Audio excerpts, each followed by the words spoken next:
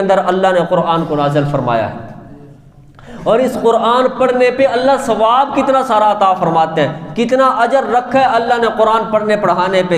میں غیر رمضان کی بات کرتا ہوں، رمضان کی بات نہیں کرتا، فرمایا غیر رمضان کی بات کرنے لگا ہوں، جس کا مفہوم یہ ہے کہ اگر کوئی بندہ نماز کے اندر قرآن کا ایک حرف کھڑا ہو کے پڑھتا ہے، ایک حرف کے بدلے اللہ اسے 100 نیکیاں عطا فرماتے ہیں۔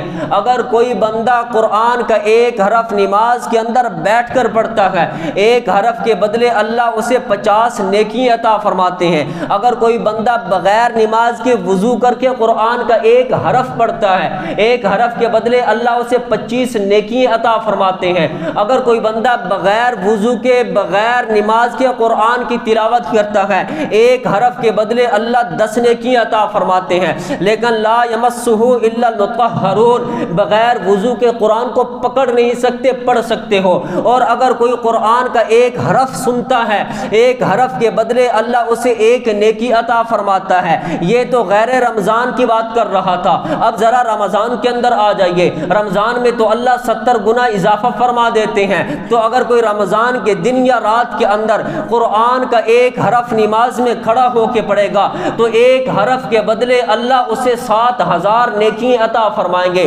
اگر رمضان کے دن یا رات کے اندر کوئی قرآن کا ایک لفظ، ایک حرف نماز میں بیٹھ کر پڑھے گا، ایک حرف کے بدلے اللہ اسے 3500 نیکی عطا فرمائیں گے۔